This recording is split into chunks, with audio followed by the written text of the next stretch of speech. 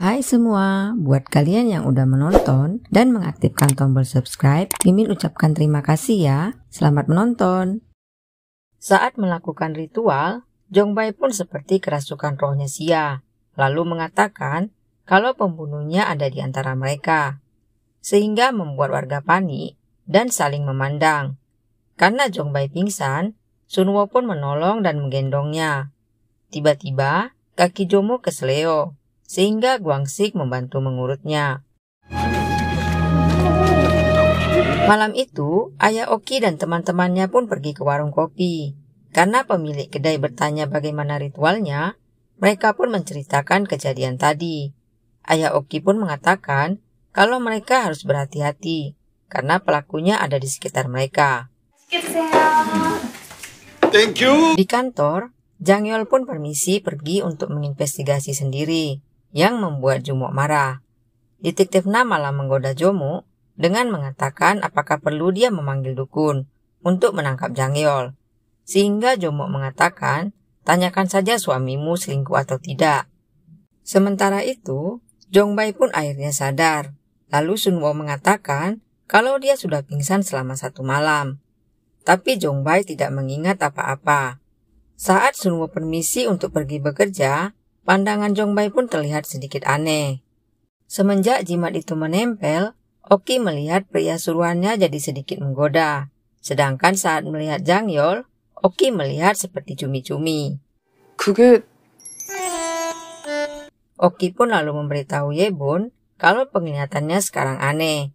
Yang seharusnya tampan terlihat seperti cumi-cumi, dan yang seharusnya jadi cumi-cumi terlihat tampan.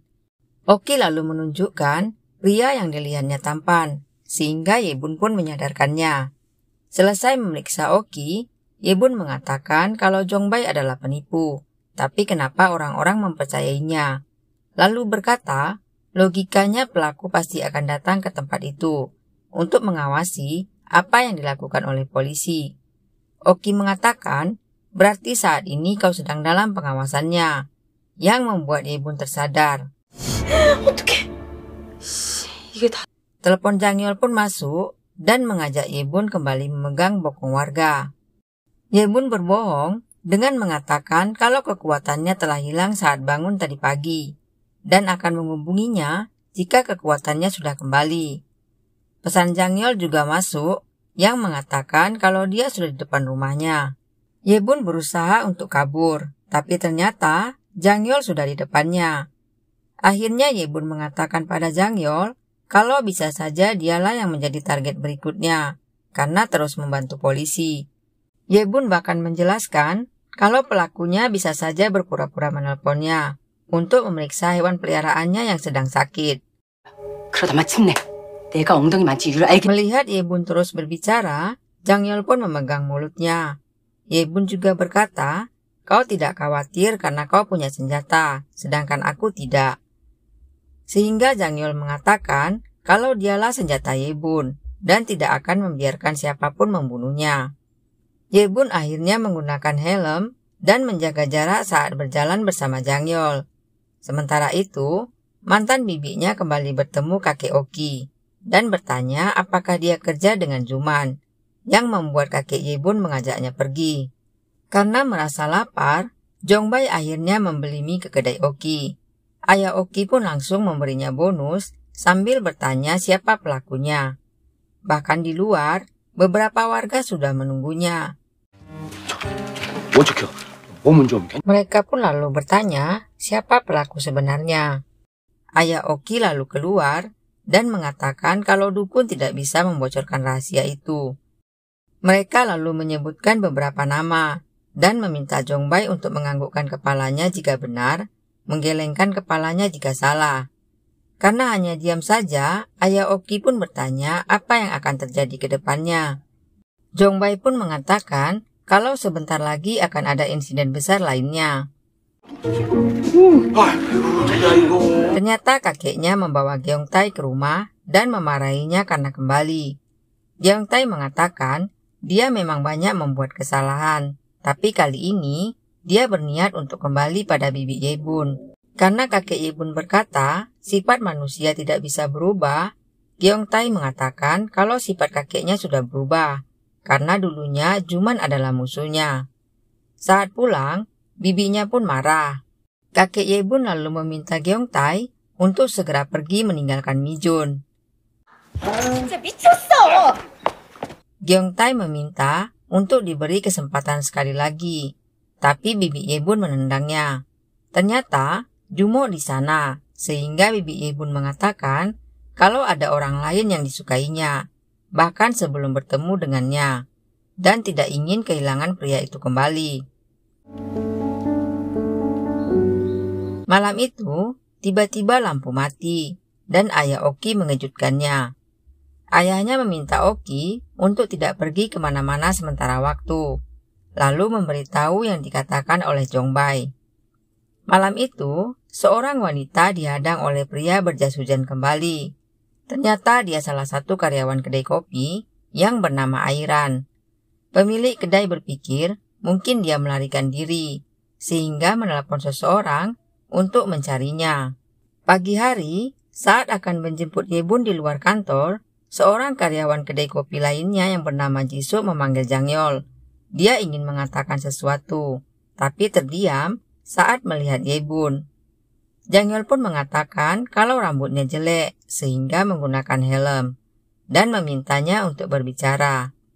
Jisoo mengatakan kalau dia curiga telah terjadi sesuatu pada temannya Airan, dan tidak percaya dengan perkataan bosnya kalau Airan melarikan diri, lalu meminta Jangyol untuk mencarinya.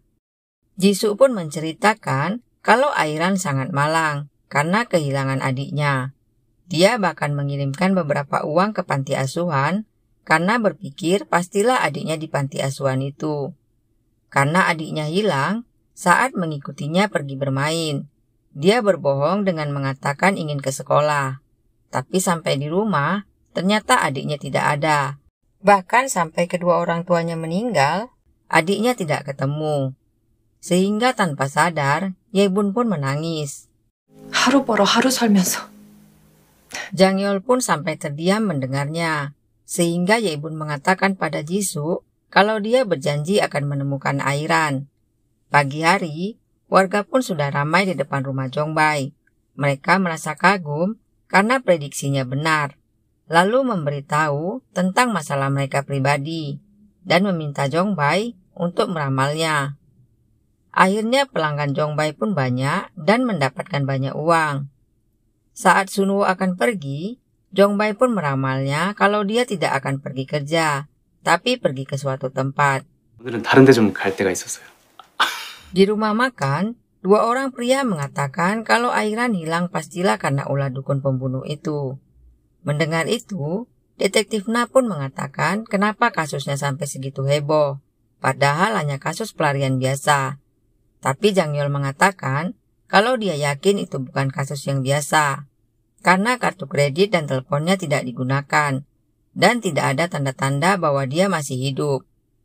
Jangyol meminta agar mereka langsung menangani kasusnya, bukan sebagai kasus pelarian biasa.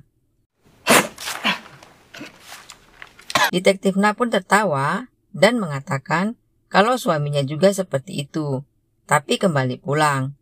Sehingga Jomu mengatakan kalau suaminya meninggalkan jejak perselingkuhan. Jomu lalu memberi perintah untuk memeriksa setiap rumah sakit. Saat pergi, Jangyol malah memilih untuk beda arah, sehingga Jomu berkata, siapa yang pergi sendirianlah yang akan mati terlebih dahulu. 병원 앞으로 갈 테니까 나와 있어. Yebun lalu bertemu dengan Sunwo dan bertanya dia hendak pergi kemana. Sunwo mengatakan kalau dia menemukan ruang kerja baru. Saat akan pergi, sepedanya pun ditarik oleh Yebun. Akhirnya, Yebun ikut pada Sunwo. Yebun pun malu-malu untuk memegang pinggang Sunwo. Di jalan, mereka selisih dengan Jangyol. Ternyata mereka pergi ke sebuah tempat yang baru disewa Sunwo. 앞으로 조금씩 만들어 볼까 했어요. Yebun lalu menerima telepon Jangyol dari luar dan berkata kalau dia sedang mandi. Dan suara angin yang terdengar Jangyol adalah suara hair dryernya. Lalu Jangyol mengatakan kalau tali sepatunya lepas. Ternyata Jangyol mengikuti mereka. 집이냐? Saat Yebun ingin pamit pada Sunwo, Jangyol pun menariknya. Sementara itu, Jomuk yang sedang menginvestigasi melihat bibi Yebun dipaksa masuk ke dalam mobil oleh Gyeongtae. Jomuk pun lari mengikuti mobil itu, lalu menghajar Gyeongtae, bahkan melemparkan kunci mobilnya, lalu membawa bibi Yebun pergi. Di jalan, Jangyol bertanya apakah Yebun menyukai Sunwo, karena dia curiga Sunwo adalah orang jahat. Mendengar itu, Yebun mengatakan jangan jelek-jelekkan Sunwoku. Jangyol lalu memberi pesan kalau Yebun akan terluka jika menyukai Sunwo. Saat di kedai kopi itu, pemiliknya berkata kalau Airan sebenarnya pulang kampung, dan Jisoo salah memberi laporan. Jangyol lalu meminta Yebun untuk memegang bokong pemilik kedai itu. Ternyata awalnya, pemilik kedai itu merayu Airan untuk bekerja padanya. Tapi terakhir, malah memerasnya untuk membayar 20 juta won, dengan alasan telah memberikannya pakaian. Pemilik kedai itu pun berpikir kalau yang memegang bokongnya barusan adalah Jangyol, sehingga dia balik melakukan hal yang sama. Di luar, Jangyol pun memarahi Yebun karena melakukannya tidak saat yang tepat. Yebun pun memberitahu kalau pemilik kedai itu juga tidak tahu Airan pulang kampung. Jisoo pun keluar untuk memberitahu mereka, tapi tiba-tiba pemilik kedai itu keluar dan memintanya untuk pergi. Yebun lalu melihat gantungan kuncinya mirip dengan milik Sunwo. Jisoo pun mengatakan kalau itu dibuat oleh Airan dan diberi padanya. Melihat Yebun terdiam, Jangyol pun bertanya apa ada yang salah. Yebun pun mengatakan kalau dia melihat gantungan kunci seperti milik Sunwo. Jangyol pun lalu memaksa Yebun untuk memegang bokong Sunwo, tapi Yebun menolaknya. Jangyol beralasan kalau benar-benar jahat pasti akan ada korban yang lain. Yebun pun akhirnya menempelkan permen karet di bokong Sunwo, lalu permisi untuk mengambilnya. Yebun melihat kalau Sunwo membeli laptop bekas pada anak SMA yang mengendarai sepeda motor, dan gantungan kunci itu adalah bonusnya. Yebun lalu menceritakan pada Jangyol. Ternyata Sunwo memperhatikan mereka dari dalam toko. Karena yang menjual laptop itu murid SMA, Yebun pun mencoba memegang bokong pria suruhan Oki, yang seorang guru. Yebun pun menemukan murid SMA itu yang bernama Do-hyun. Jangyol lalu memberitahu kemungkinan Do-hyun terlibat kasus pencurian sepeda motor yang berhubungan dengan sebuah kasus. Oki dan pria itu pun akhirnya pergi untuk mencari Do-hyun. Saat mereka sedang di depan rumahnya, tiba-tiba Do-hyun muncul, tapi melihat mereka, dia pun langsung melarikan diri. Oki pun langsung tancap gas dan mengejarnya. Do-hyun mengatakan kalau dia menemukan sepeda motor itu. Sehingga Pak Guru berkata, seharusnya dia melaporkan kepada yang berwajib, bukan memakainya. Lalu menghukum Do-hyun dengan memukul tangannya. 근데 학생이 잘못은 Pak Guru itu pun lalu menelpon Jangyol dan memberitahu di mana posisinya. Malam hari, Jangyol dan Yebun pun ke TKP dan menemukan bercak darah. Yebun mengatakan kalau dilihat dari bercak darahnya, pastilah korban juga ditusuk acak, seperti Seunggil dan Sia. Yebun lalu menemukan pisau yang digunakan oleh pelaku. Ternyata di sekitar lokasi ada kamera CCTV. Detektif Na lalu datang dan memberitahu kalau hasil tes DNA di pisau itu cocok dengan sikat gigi Airan. Jangyol yakin kalau Airan belum dibunuh karena tidak ditemukan mayatnya. Tapi detektif Na curiga kalau Airan sudah meninggal melihat pola si pembunuh. Yang membuat Jomuk marah, lalu berkata mereka harus berpikiran positif sebelum ditemukannya korban. Doki pun akhirnya muncul dengan membawa bukti rekaman kamera CCTV itu. Mereka pun lalu melihat rekaman itu, tapi hanya terlihat kalau Airan melarikan diri. 사각지대라 끊겼습니다. 어쨌든 Jangyol lalu mendatangi toko tempat terakhir Airan datang. Saat tiba, Yebun hampir salah karena hendak memegang bokong orang lain. Yebun pun melihat kalau Airan memang datang ke sana, tapi langsung pergi. Ye-bun mengatakan kalau Airan selalu pergi berlawanan arah saat pulang, yang membuat Jang Yeol curiga apa dia selalu singgah ke tempat lain. Mereka pun akhirnya mencoba pergi mengikuti jalan itu, tapi tidak menemukan rumah lain kecuali tempat Guangxi. Ye-bun pun beralasan kalau mereka datang karena Jang Yeol ingin memesan susu. Guangxi lalu mengatakan kalau dia juga mendengar Airan menjadi korban, sehingga Jang Yeol bertanya apakah dia pernah memesan kopi pada Airan. Guangxi mengatakan kalau dia hanya mengenal Airan saat di kedainya, yang membuat Ye-bun teringat kalau Airan pernah dilihatnya datang ke peternakan itu. Guangxi lalu mencoba memegang paha Jang Yeol, tapi dilarang oleh Ye-bun.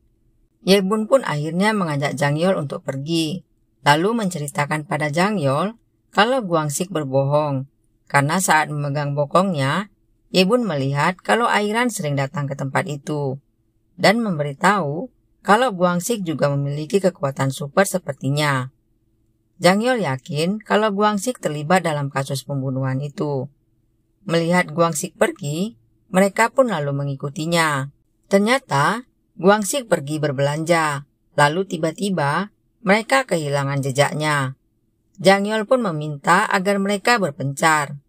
Ye-bun melihat Guangxi pergi dan mengikutinya dengan taksi, lalu memberitahu pada Jang Yeol. Ye-bun terus mengikuti dengan memberitahu di mana posisinya. Sementara itu di tempat Jongbai, dia mengatakan kalau sebentar lagi akan ada korban lainnya, yang membuat warga di sana semakin panik.